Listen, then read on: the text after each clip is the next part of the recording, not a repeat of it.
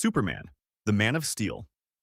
In November of 1992, Superman meets something that does not bargain, does not hesitate, and does not get tired.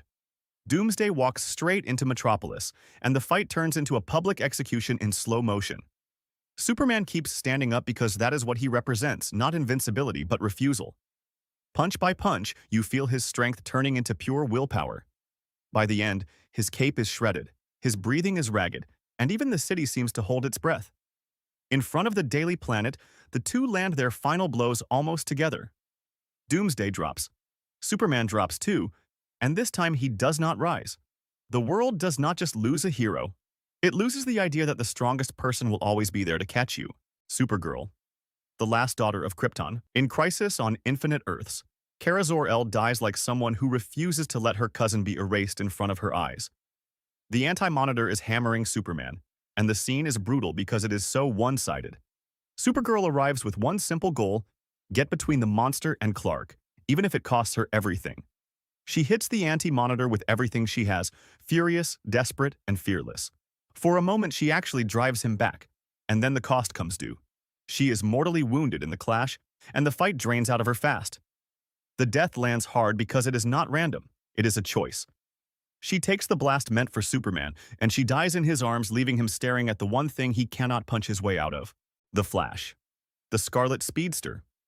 Barry Allen's death is one of those moments where speed becomes a sacrifice instead of a gift. During Crisis on Infinite Earths, he ends up on Quard, trapped near the Anti-Monitor's antimatter cannon, the machine meant to finish the multiverse. Barry breaks free and does the only thing he can do: he runs. Not to escape, but to dismantle the weapon from the inside out, tearing through its core before it can fire. The faster he goes, the more his body starts to fail, like the universe is charging him interest for every step. His thoughts flicker through the people he loves, then even that disappears. He keeps running anyway, until there is nothing left of him but the aftermath. It is not a flashy death. It is a man choosing to burn himself out so everyone else gets one more chance. Robin, the boy wonder. Jason Todd's death is cruel because it is intimate. No cosmic beams, no alien war, just a kid in a warehouse with the Joker. Jason is trying to find his mother, trying to make sense of a life that keeps turning on him, and the Joker turns that vulnerability into a trap. The beating with the crowbar is not about information. It is about breaking something bright. Then the bomb is set, the clock is ticking, and Jason still tries to protect his mother as the place goes up. Batman arrives seconds too late, which is the real knife twist. He can fight a city, but he cannot outrun a moment. The death haunts Gotham because it exposes a truth Batman hates admitting. Sometimes the mission costs the people who believe in you most, and you do not get to take it back. Batman, the Dark Knight. In Final Crisis, Batman dies in the most Batman way possible: cornered, outmatched, and still refusing to kneel. He is imprisoned in Command D while Darkseid's grip tightens around reality itself. Batman escapes with one plan, one bullet, and one line he is about to cross. He uses the Radion bullet to mortally wound Darkseid, fully aware of what is coming back at him. Darkseid answers with the Omega beams, the Omega Sanction, the thing that turns death into something worse than death. To everyone watching, Batman is simply gone, and what remains looks like a corpse pulled from the wreckage of the end of the world. The impact is not just that Gotham loses Batman. It is that the most stubborn human in the room can still be erased by a god with a thought, and the universe keeps moving. Green Lantern, the wielder of the power ring. Hal Jordan's death in the final night is redemption that hurts. The sun is dying, being drained by the Sun Eater, and Earth is sliding into panic and cold darkness. Hal is not even Green Lantern anymore. He is Parallax, the man who fell so far that people stopped calling him a hero.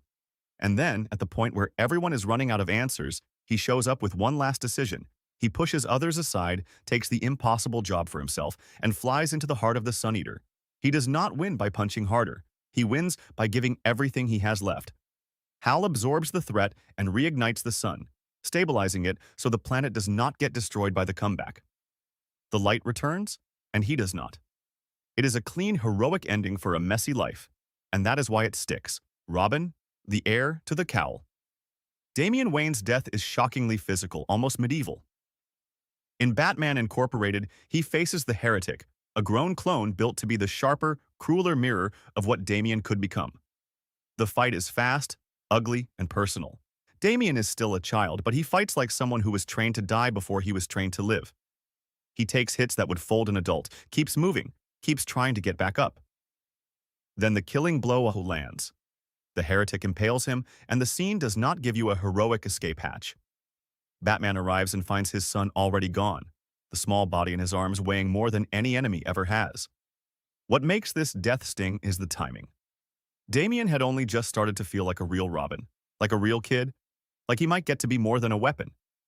And then the story takes it away. Nightwing, the first Robin. In Injustice, Dick Grayson dies in a way that feels like the universe spitting in everyone's face. It is not a grand battle. It is a fight between family, a clash in the middle of chaos, with emotions running hotter than strategy. Damian throws a baton. It clips Dick in the head, and the momentum does the rest. Dick goes down, hits the wrong thing at the wrong angle, and you hear that final, sickening snap. It is over in seconds, which is why it is so brutal. Nightwing is supposed to be the proof that Batman's mission can produce something better than pain. He is the older brother, the stabilizer, the one who grew past the darkness without denying it. And then he dies because of a stupid fraction of a second. The fallout is immediate. Batman's family fractures, and Damian is never the same person again. Shazam, the kid with the power of a god. Shazam's death in Injustice is the moment a line gets crossed and the story never really comes back from it. Billy Batson looks like a god, sounds like a hero, and under all that lightning he is still a kid trying to do the right thing. When Superman's regime turns from control into outright fear, Billy is one of the few who tries to pull Clark back. He argues, he pleads, and he invokes Lois, basically saying, "You are not honoring her, you are using her." Superman answers by murdering him, and the horror is doubled because everyone knows what Shazam really is. It is a teenager in an adult body getting executed by the person he trusted. In the game's timeline, this is the crack that pushes allies away, makes people defect, and turns Superman from a damaged hero into a ruler who will silence anyone, even a child, if they stand in his way. The Joker, agent of chaos. The Joker's death in Injustice is not a victory, it is a detonation. Joker engineers the worst possible scenario. He drugs Superman with fear toxin laced with kryptonite, makes him see Doomsday, and tricks him into killing Lois Lane, who is pregnant. Her death triggers a nuclear explosion that wipes out Metropolis. After that, the Joker is caught, still laughing, still treating it like performance art. And Superman does what Superman is not supposed to do. He kills him. In the Injustice comics, that murder is the pivot point for everything that follows, because it proves Superman can be pushed into becoming executioner. In some tellings, the killing is savage and direct, the kind of thing that can never be undone. Either way, the real death is not just Joker's body, it is Superman's restraint. Once that's gone, the world becomes a place where peace is enforced like a fist. Blue Beetle, the reluctant hero. Ted Kord dies because he is the kind of hero who keeps digging when everyone else stops caring. In Countdown to Infinite Crisis, he stumbles onto a conspiracy that is bigger than he is, involving surveillance, secret files, and people who used to be on the good side. He tracks the trail to a base in Switzerland and breaks in alone because that is who Ted is. Brave, stubborn, and maybe a little too trusting that truth will protect him. Then the lights come on, and it is Maxwell Lord waiting.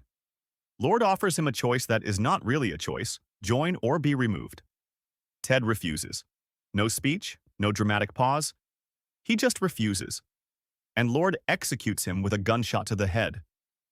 The death hits hard because it is so clean and so human. A genius hero, alone in a room, realizing too late that the enemy is not a monster. It is a man with power and no mercy, General Zod, the Kryptonian warlord. Zod's death in Man of Steel is a moral wound, not just an ending. The final fight grinds down into a train station, with civilians trapped nearby and Zod making it clear he will never stop. He turns his heat vision onto a terrified family, and Superman locks him in a chokehold, begging him to stand down. Zod refuses, basically saying, "I exist to destroy what you love," so Superman makes the decision that will follow him forever. He snaps Zod's neck. There is no triumph in it, only shock and grief. Superman screams because he understands what he just did. He killed one of the last of his own people, and he crossed a line he hoped he would never touch. That moment is powerful because it is not framed as cool or satisfying. It is framed as a tragedy, a forced choice, and a warning about what happens when you back someone with too much power into a corner. Two-Face. The Fallen White Knight. Harvey Dent's death in The Dark Knight is the perfect final note to the Joker's philosophy. Harvey starts as Gotham's clean hope, the man who can fix the city without a mask. Then the Joker destroys his life, kills Rachel, scars his face, and twists his grief into a coin-flip version of justice. By the end, Harvey has Commissioner Gordon's family at gunpoint, and he is literally deciding a child's life with a battered coin.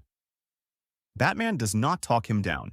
He does not get a speech. He makes the ugly move that saves the kid. Batman tackles Harvey, and Harvey falls. He dies from the drop. The tragic part is what comes after. Gotham cannot handle the truth that its hero became a killer, so Batman takes the blame and lets the city worship a lie. Harvey's death is not just a death. It is the birth of a myth built on denial, and that is exactly what the Joker wanted. Ra's al Ghul, the Demon's Head. Ra's al Ghul dies in Batman Begins because Batman draws a line in a way that still stains him. Ra's has set Gotham up to collapse into mass panic, planning to turn fear into an epidemic, a purging disguised as justice. The final showdown happens on the monorail carrying the microwave emitter into the city's heart. Batman fights him, wins the moment, and then comes the decision, save him or not. Batman's words are cold and precise. He says he will not kill Ra's, but he does not have to save him either. Then he leaves. The train crashes, and Ra's dies in the wreck. This death matters because it is not a simple villain-defeated ending. It is Batman stepping into the gray, showing that his rule is not a magical shield that keeps his hands clean. Sometimes he just chooses not to reach out, and the result is the same. Doomsday, the ultimate killing machine. Doomsday's death is almost inseparable from Superman's because that is the point of him as a creature. He is not a character with dreams or ideology. He is a walking event, built to test the idea that Superman can handle anything.